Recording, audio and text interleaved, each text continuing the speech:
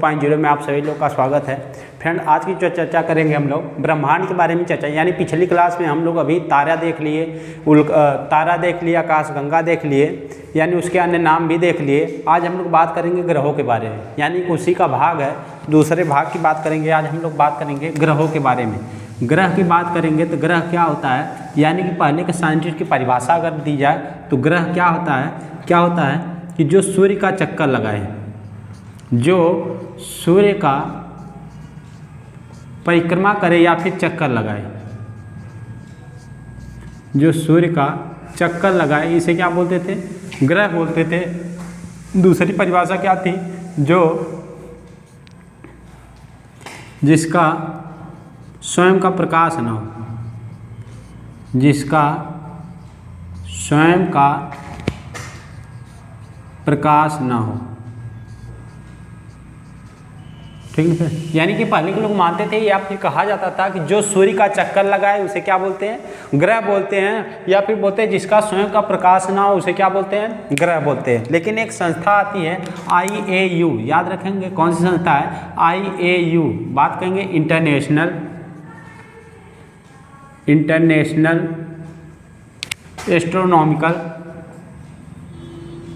Astronomical union, यानी बात करेंगे अंतर्राष्ट्रीय खगोलीय संघ। ये क्या होती है? 1919 में इसकी स्थापना होती है। कहाँ पर? फ्रांस। ठीक है, फ्रांस पेरिस में इसका क्या है? हेडक्वार्टर है IAU का। इसने क्या कहा? इसने भी दो परिभाषाएं रखी, यानी कि जब 2006 में क्या हो रहा था? प्राग सम्मेलन हो रहा था। 2006 में प्राग सम्मेलन,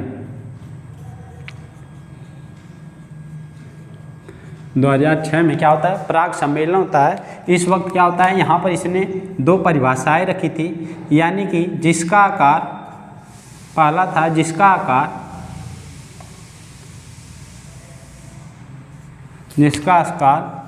चंद्रमा से बड़ा हो, चंद्रमा से बड़ा हो, तथा दूसरा दिया था जिसमें गुरुत्वाकर्षण शक्ति हो,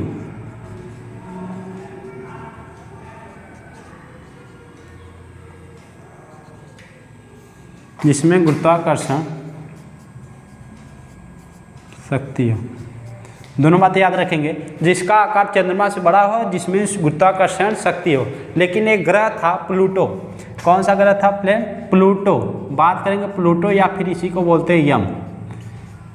ये जो ग्रह था ये क्या कर रहा था? दूसरी, यानी कि दूसरी स्थिति को ये फॉलो नहीं कर रहा था, यानी कि जो IAU संस्था ने बताया थी इसकी परिभाषा, इसको फॉलो नहीं कर रहा था। यानी जो अरुण वरुण लास्ट में ग्रह होते हैं उनकी कक्षा को एक घेर के पार कर रहा था। यानी कि बात करेंगे प्लूटो की, तो इसे क्या किया गया? इसका आकार जो था चंद्रमा छोटा था, इसलिए इसे बौने ग्रह की श्रेणी में रखा गया। इसे क्या बोला जाता है? बौना ग्रह कहा जाता है। यानी कि प्लूटो को ग्रह की श्रेणी से 2006 से बाहर कर दिया।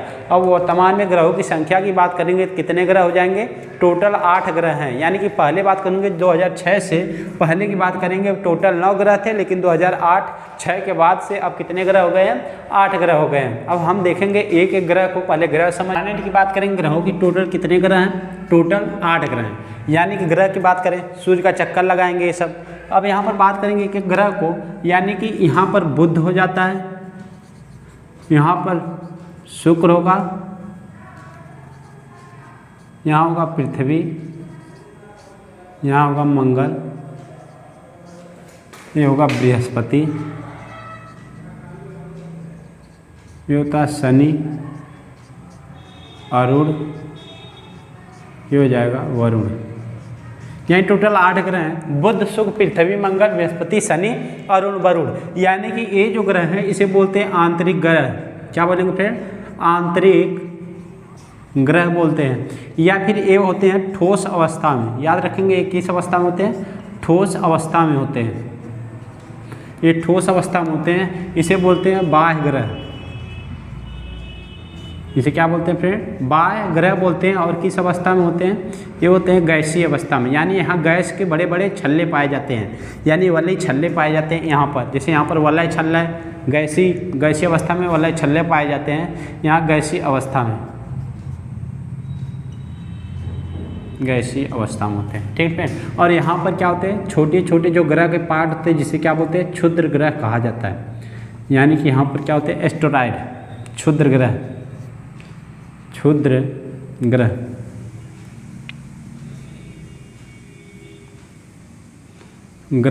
पेटी पाया जाता है, एस्टेरॉयड पेटी, एस्टेरॉयड बेल्ट पाया जाता है। यानी कि ये सब क्या होते हैं, क्वेश्चन बनता है मंगल और बृहस्पति ऐसे बनता है कि एस्टेरॉयड बेल्ट है यानी क्षुद्र ग्रह की जो पेटी है किन दो ग्रहों के बीच में पाई जाती है। तो याद रखें फिर मंगल और बृहस्पति के बीच में क्या पाई जाती है, एस्टेरॉयड बेल्ट यानी क्षुद्र ग्रह की क्या पाई जाती है, पेटी पाई जाती है। यहाँ के जो चार हैं इन्हें आंतरिक ग्रह बोला जाता है तथा इन्हें क्या बोला जाता है, बाह्य ग्रह बोला जाता है। अब यहाँ पर एक एक ग्रह को हम लेकर समझते चलते हैं। यानी कि सबसे पहले हम लोग देखेंगे बुध के बारे में, यानी बुध की बात कर लेते हैं। सबसे पहले हम लोग बात कर लेते हैं, एक होता है परिक्रमण काल और एक होता है क्या होता है, घूर्णन काल। यानी कि परिक्रमण काल की बात करेंगे, जो सूर्य का एक चक्कर लगाएंगे उसे बोलेंगे परिक्रमण काल। क्या बोलेंगे फिर, परिक्रमण काल बोलेंगे। और उससे क्या होगा, सीजन चेंज होगा यानी ऋतु में क्या होगा, परिवर्तन, मौसम क्या होगा, परिवर्तन होगा। लेकिन जब उसे क्या बोलेंगे, जब अपने अक्ष पर घूमेगी, यानी कि अपने अक्ष पर ऐसे यहीं पर एक ही जगह स्थान पर घूम जाए उसे क्या बोलेंगे, उसे घूर्णन गति कहा जाएगा। यानी घूर्णन एक गति होगी और एक होगी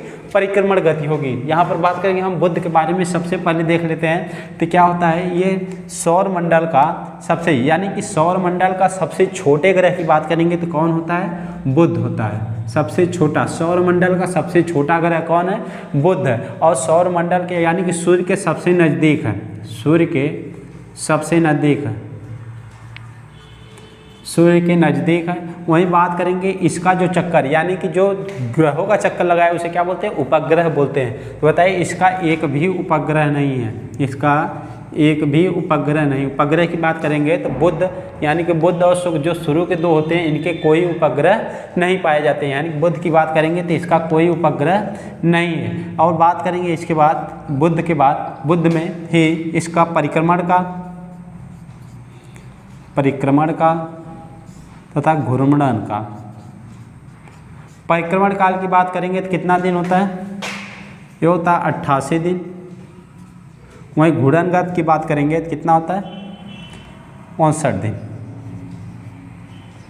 ठीक है, यानी कि बात कर लिए हम लोग उपग्रह, इसका कोई नहीं है। परिक्रमण काल यानी रिवॉल्यूशन पीरियड की बात करेंगे 88 डेज होता है। वहीं करेंगे रोटेशन। घूर्णन काल की बात करेंगे तो 59 डेज क्या होता है, इसका घूर्णन काल होता है। अब इसके बाद बात कर लेते हैं हम लोग अगले ग्रह की बात कर लेते हैं, शुक्र की बात करेंगे।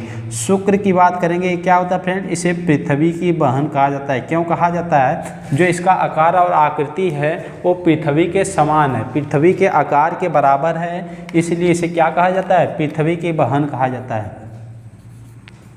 पृथ्वी की बहन किसके कारण, आकार के कारण। इसका जो आकार है पृथ्वी के समान है, इसलिए पृथ्वी की बहन कहा जाता है। ऐसे चमकीला तारा, चमकीला ग्रह कहा जाता है। क्या कहा जाता है फ्रेंड, चमकीला ग्रह कहा जाता है। और बात याद रखेंगे, इससे भोर का तारा तथा सांझ का तारा कहा जाता है। शुक्र को ही भोर का तारा तथा सांझ का तारा कहा जाता है। यानी कि इवनिंग स्टार तथा मॉर्निंग स्टार किसे कहा जाता है, किसे कहा जाता है, शुक्र को। पृथ्वी की बहन भी कहा जाता है, चमकीला तारा, भोर का तारा, सांझ का तारा कहा जाता है। अब यहीं पर बात कर लेते हैं हम लोग इसके परिक्रमण काल की तथा परिभ्रमण काल की बात करेंगे। जो इसका परिक्रमण काल होगा, परिक्रमण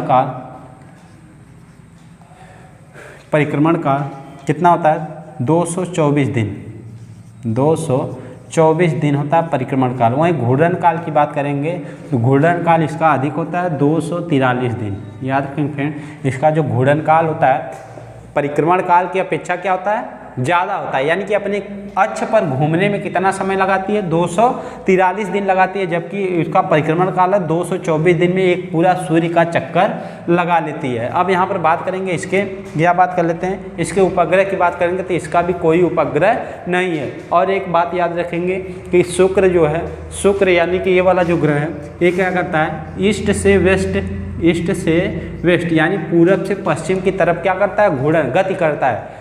पूरब से पश्चिम की तरफ क्या करता है, पूरब से पश्चिम की तरफ क्या करता है, गति करता है। यानी कि यहाँ से दूसरे नंबर का शुक्र और यहाँ से दूसरे नंबर का अरुण, ये क्या करते हैं, दोनों पूरब से पश्चिम की तरफ क्या करते हैं, गति करते हैं। अब इसके बाद बात कर लेते हैं हम लोग अगले ग्रह की बात करेंगे तो हमारा अगला ग्रह होता है पृथ्वी। पृथ्वी की बात कर ले, हम लोग सभी लोग चर्चित हैं पृथ्वी से, क्योंकि इसका क्या होता है, बात करेंगे परिक्रमण काल या फिर अपने अक्ष पर मूवमेंट के लिए घूर्णन काल की बात करेंगे, हर किसी को पता होता है। यानी पृथ्वी की बात करेंगे, पृथ्वी की बात करेंगे तो पृथ्वी का जो परिक्रमण काल होता है, परिक्रमण का 365 दिन होता है। कितना होता है फ्रेंड, 365 दिन होता है। वहीं घूर्णन काल की बात करेंगे तो जो घूर्णन काल होता है 24 घंटा होता है। कितना होता है फ्रेंड, 24 घंटा होता है। यानी परिक्रमण काल 365 दिन, घूर्णन काल 24 घंटा होता है। वहीं पर इसके उपग्रह की बात करेंगे, जो इसका उपग्रह होता है, एकमात्र उपग्रह चंद्रमा है। याद रखें फ्रेंड, कौन सा है, चंद्रमा है। पृथ्वी परिक्रमण काल 365 दिन, घूर्णन काल 24 घंटा। उपग्रह की बात करेंगे, कौन सा हो जाएगा, चंद्रमा हो जाएगा। अब यहीं पर बात कर लें, अगले ग्रह की बात करेंगे, मंगल की बात कर लेते हैं। तो मंगल की बात करेंगे तो मंगल क्या है, जिसे रेड आयरन ऑक्साइड के कारण उसे क्या, लाल ग्रह कहा जाता है। मंगल, मंगल इस पे क्या होता है, इसे लाल ग्रह कहा जाता है। ठीक है, इसे क्या बोला जाता है, लाल ग्रह कहा जाता है। क्यों कहा जाता है कि इस पे आयरन ऑक्साइड की मात्रा बहुत अधिक है, आयरन ऑक्साइड की मात्रा बहुतायत मात्रा में, इसलिए इसे क्या बोला जाता है, लाल ग्रह कहा जाता है। और इसके बात करेंगे, इसके 2 उपग्रह हैं जिसका नाम याद रखेंगे फ्रेंड, एग्जाम में कई बार पूछ चुका है। यानी कि फोबोस और डेमोस, फोबोस तथा डेमोस, फोबोस तथा डेमोस क्या है, इसके 2 उपग्रह हैं। मंगल के 2 उपग्रह का नाम बताएंगे तो फोबोस और डेमोस होता है। वहीं पर बात करेंगे मंगल के अगर परिक्रमण काल की बात कर लें, परिक्रमण काल और घूर्णन काल। परिक्रमण काल की बात करेंगे 687 दिन लगाता है। ठीक है, 687 दिन में एक पूरा सूर्य का चक्कर लगाने में कितना समय लगाता है, 687 दिन लगाता है। घूर्णन काल की बात करेंगे तो कितना समय लगाता है, 24 घंटा लगाता है। कितना लगाता है, 24 घंटे में क्या करता है, अपने अक्ष पर एक बार घूम जाता है। वहीं बात करेंगे अगले ग्रह के, यानी बीच में क्या होता है, एस्टेरॉयड पेटी पाई जाती है। अब यहाँ पर एक फ्रेंड और बात याद रखेंगे, जो ए वाला क्षेत्र है यहाँ पर, इसे क्या बोलते हैं, इसे बोलते हैं गोल्डीलॉक्स जोन बोलते हैं। याद रखेंगे क्या बोलते हैं, इसे गोल्डीलॉक्स जोन बोलते हैं। गोल्डीलॉक्स जोन का मतलब होता है, क्या होता है कि यहाँ जहाँ जहाँ जीवन की संभावना होती है उसे क्या कहा जाता है, गोल्डीलॉक्स जोन। यानी कि यहाँ पर जीवन की संभावना है, जीवन की संभावना है, जीवन की संभावना है। यानी कि यहाँ गोल्डीलॉक्स जोन, यानी कि पूरा पृथ्वी आ जाता है, थोड़ा पार्ट क्या होता है, मंगल। यानी मंगल पर भी क्या है, वायुमंडल स्थिर है, यहाँ पर भी जीवन की क्या हो सकती है, संभावना हो सकती है। बाद में यहाँ पर भी रहने के लिए संभव हो सकता है। ठीक है फ्रेंड, यहाँ पर बहुतायत मात्रा में आयरन ऑक्साइड पाया जाता है, वहाँ की बात करेंगे। अब अगले ग्रह की बात करेंगे, यानी कि बात कर लेते हैं हम लोग बृहस्पति के बारे में। बृहस्पति, बृहस्पति याद रखेंगे सौर मंडल का सबसे बड़ा ग्रह है। याद रखें फ्रेंड, सोलर सिस्टम का सबसे बड़ा या सबसे लार्जेस्ट ग्रह की प्लैनेट की बात करेंगे तो क्या हो जाएगा, बृहस्पति हो जाएगा। अब बृहस्पति की बात करेंगे, इसके कितने सैटेलाइट हैं, बात कर लेते हैं इसके कितने सैटेलाइट हैं। इसके टोटल 67 सैटेलाइट हैं, 67 उपग्रह हैं। टोटल कितने उपग्रह हैं फ्रेंड, 67 उपग्रह हैं। और इस पर वलय छल्ले पाए जाते हैं। याद रखें फ्रेंड, वलय छल्ले पाए जाते हैं। ठीक है फ्रेंड, जुपिटर जिसे इंग्लिश में क्या बोलते हैं, जुपिटर बोलते हैं, या फिर बृहस्पति पर क्या पाए जाते हैं, वलय छल्ले पाए जाते हैं। अब इसके बाद बात कर लेते हैं हम लोग इसके परिक्रमण काल की और परिभ्रमण काल की। परिक्रमण काल की बात कर लेते हैं, परिक्रमण काल, परिक्रमण काल होता है और एक होता है घूर्णन काल। घूर्णन काल की बात करेंगे फ्रेंड, कितना समय होता है, 9 घंटा। यानी कि 9 हावर में क्या करता है, अपने अक्ष पर एक बार घूम जाता है। सबसे बड़ा ग्रह है। घूर्णन काल की बात करेंगे 9 घंटे में क्या करता है, अपने अक्ष पर एक बार घूम जाता है। यही परिक्रमण काल की बात करेंगे तो कितना समय लगाता है, 11.86 साल यानी कि वर्ष लगाता है। ये क्या करता है, पूरे सूर्य का चक्कर लगाने में इतना समय ये लगाता है। वहीं पर बात करेंगे अगर 67 उपग्रह में सबसे बड़ा उपग्रह की बात करेंगे तो क्या है, गैनीमेड है। गैनीमेड यानी कि बात करेंगे उपग्रहों में सबसे बड़ा उपग्रह की बात करेंगे, जो बृहस्पति का एक उपग्रह गैनीमेड, वो सबसे बड़ा उपग्रह है। जैसे ग्रह की बात करेंगे तो सबसे बड़ा ग्रह कौन सा है, सबसे बड़ा ग्रह है बृहस्पति। वहीं सबसे छोटा ग्रह की बात करेंगे तो क्या हो जाएगा, बुध हो जाएगा। और यहीं पर बात कर लेंगे बृहस्पति के बाद, और यहाँ पर बात कर लेंगे उपग्रहों में सबसे बड़ा उपग्रह कौन सा है, तो क्या हो जाएगा उसका राइट आंसर गैनीमेड हो जाएगा। गैनीमेड हो जाएगा। अब अगले ग्रह की बात कर लेते हैं हम लोग। अगला ग्रह हमारा हो जाता है शनि, सैटर्न।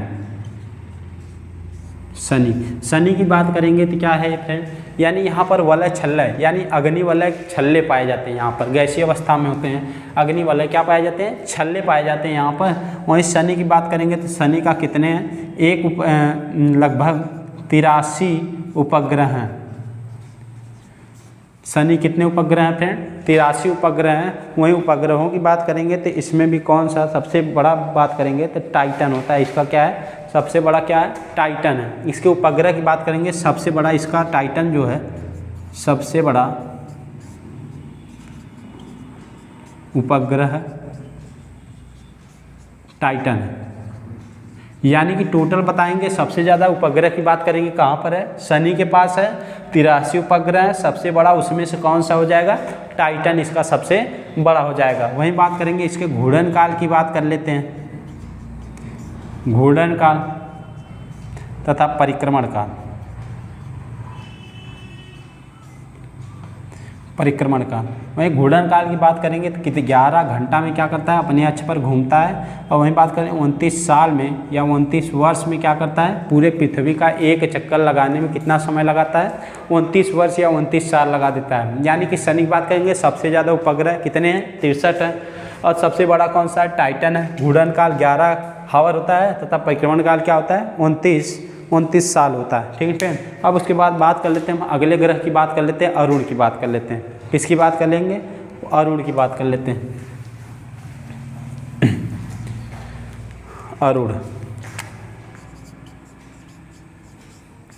अरुण की बात करेंगे तो अरुण क्या है, इसे लेटा ग्रह कहा जाता है। ध्यान रखेंगे फ्रेंड, क्या होता है, इसे लेटा ग्रह कहते हैं। इसे कौन सा ग्रह, लेटा हुआ ग्रह कहते हैं, क्योंकि ये झुका हुआ थोड़ा सा, इसलिए इसे क्या बोलते हैं, लेटा ग्रह कहते हैं। और याद रखेंगे ये शुक्र की भांति यानी शुक्र की तरह पूरब से पश्चिम की तरफ गति करता है। पूरब से पश्चिम की तरफ क्या करता है, ये गति करता है। यानी कि अरुण लेटा ग्रह होता है, पूरब से पश्चिम, शुक्र के अनुसार शुक्र की तरह ही क्या करता है, पूरब से पश्चिम की तरफ गति करता है। यहाँ पर वलय छल्ले पाए, यहाँ पर भी वलय छल्ले क्या किया जाते हैं, पाए जाते हैं। वहीं पर बात करेंगे हम लोग इसके उपग्रहों की बात करेंगे तो इसके उपग्रह की बात करेंगे 27 टोटल उपग्रह होते हैं। इसके टोटल उपग्रह की बात करेंगे 27 उपग्रह होते हैं। और इसमें भी सबसे बड़ा जो उपग्रह होता है क्या होता है, टाइटेनिया होता है।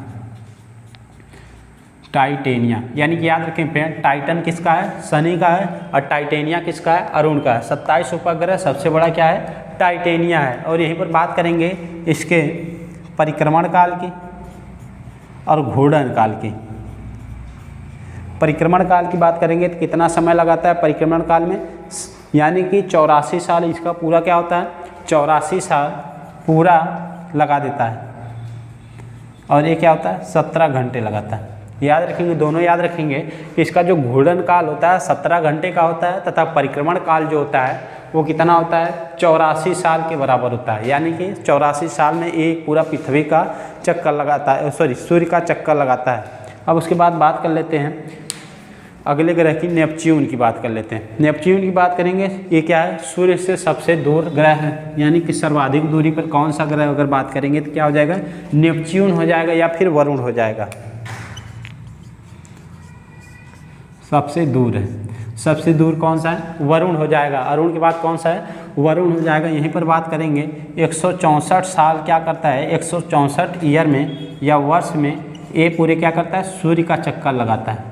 यानी इसका जो परिक्रमण काल है, परिक्रमण काल है कितना हो जाएगा फ्रेंड, सूर्य का पूरा चक्कर लगाने में 164 साल लगा देता है। और वहीं बात करेंगे घूर्णन काल के 13 घंटे में क्या करता है, इसका कौन सा काल हो जाएगा फ्रेंड, घूर्णन काल हो जाएगा। क्या हो जाएगा, घूर्णन काल हो जाएगा। यानी कि हम लोग ग्रहों के बारे में यहाँ तक हम लोग समझ गए कि ग्रह होते क्या हैं, कितने हैं, टोटल 8 की बात की है, हम एक एक लेकर इसको क्या किए समझते चले। अब इसके बाद हम बात करेंगे क्षुद्र ग्रह क्या होता है, उल्का क्या होता है, उल्का पिंड क्या होता है। फिर उसके बाद देखेंगे मून यानी कि चंद्रमा के बारे में थोड़ा पढ़ेंगे, अमावस्या के दिन क्या होता है, पूर्णिमा के दिन क्या होता है, उसके बारे में हम लोग चर्चा करेंगे। सबसे पहले हम लोग देख लेते हैं उल्का पिंड क्या होता है, उसको देख लेते हैं। यानी कि बात करेंगे उल्का क्या होता है,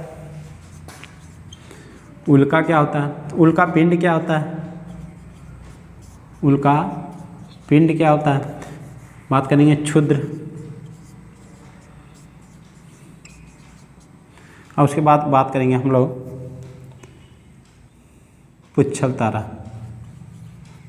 पुच्छल तारा, यानी तीनों के बारे में हम लोग देख लेते हैं। यानी कि यहाँ पर बात करेंगे क्षुद्र ग्रह किसे बोलते हैं फ्रेंड, यानी कि जो एस्टेरॉयड बेल्ट पाई जाती है, यानी ग्रहों के छोटे आकार को क्या बोला जाता है, ग्रहों के छोटे आकार को क्या बोला जाता है, क्षुद्र ग्रह कहा जाता है। जो कि डस्ट यानी कि वायुमंडल यानी कि अंतरिक्ष में जो डस्ट है या रोक है उनसे बनी हुई, जिसके ये क्या है गुरुत्वाकर्षण शक्ति के कारण एक दूसरे से क्या है टिके हुए हैं, ये क्या किए हैं अंतरिक्ष में टिके हुए हैं। वहीं बात करेंगे एक ग्रहों का छोटा रूप होता है और क्षुद्र रूप का छोटा रूप क्या होता है, उल्का पिंड होता है। क्या होता है फ्रेंड, उल्का पिंड होता है। और जब पृथ्वी के गुरुत्व केंद्र में आने से, पृथ्वी के गुरुत्व केंद्र में आने से इनमें क्या होता है, बहुत तेजी से घर्षण होता है। घर्षण होने के कारण इनमें आग लग जाती है। क्या होती है फ्रेंड, आग लग जाती है। इन्हें उल्का पिंड कहा जाता है, या फिर इसी को बोलते हैं टूटता तारा कहा जाता है। क्या कहा जाता है, टूटता तारा कहा जाता है। पुच्छल तारे की बात करेंगे, ये भी क्या होता है, पूछनुमा आकृति के, ये भी एक उल्का पिंड की ही तरह होते हैं। और पृथ्वी के द्वारा आकर्षित किए जाने पर क्या होता है, इसमें भी क्या होती है, पूछ में आग लग जाती है और वे भी क्या होते हैं, जलना शुरू कर देते हैं। और पृथ्वी की तरफ आते आते क्या कर देते हैं, जलना शुरू कर देते हैं। वहीं बात करेंगे हम चंद्रमा की बात कर लेते हैं थोड़ा सा। चंद्रमा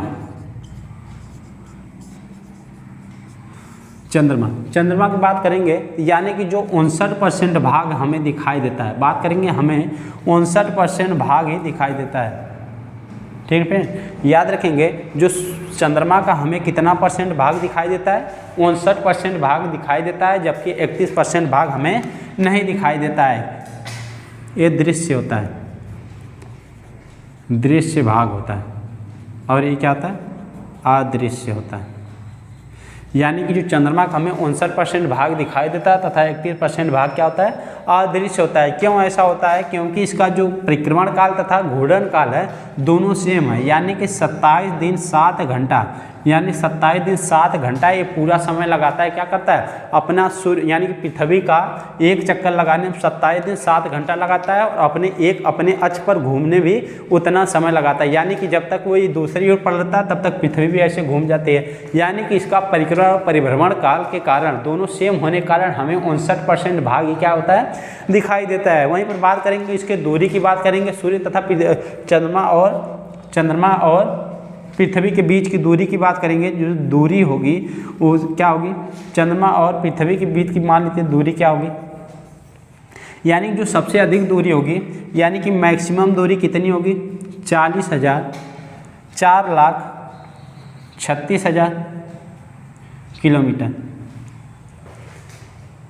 4,36,000 किलोमीटर क्या होगी, इसकी अधिकतम दूरी होती है। अगर मिनिमम की बात करेंगे क्या होती है, 336 के बराबर, यानी कि 3800 ठीक है, 3,38,000 के किलोमीटर के आसपास इसकी क्या होती है, न्यूनतम दूरी होती है। ये मिनिमम दूरी है, ठीक ना। मैक्सिमम दूरी की बात करेंगे 4,36,000 किलोमीटर होती है, जबकि न्यूनतम की होती है 3,38,000 किलोमीटर इसकी क्या होती है, न्यूनतम दूरी होती है। इसे बोलते हैं अपभू, इसे क्या बोलते हैं फ्रेंड, अपभू बोलते हैं। यानी अधिकतम दूरी को अपभू बोलते हैं तथा न्यूनतम दूरी को उपभू बोलते हैं। दोनों याद रखेंगे। जैसे सूर्य से अधिकतम दूरी पृथ्वी के बीच के क्या बोलते हैं, अपसौर बोलते हैं, न्यूनतम को उपसौर कहते हैं। ऐसे अधिकतम दूरी को क्या बोलते हैं, अपभू बोलते हैं, न्यूनतम को क्या बोलते हैं, उपभू बोलते हैं। यानी कि हम चंद्रमा भी पढ़ लिए, यानी कि हमें ये हमारा क्या होता है, ब्रह्मांड विज्ञान का सारा पोर्शन क्या होता है, समाप्त हो जाता है। अब हम इसके बाद अगले चैप्टर की बात करेंगे।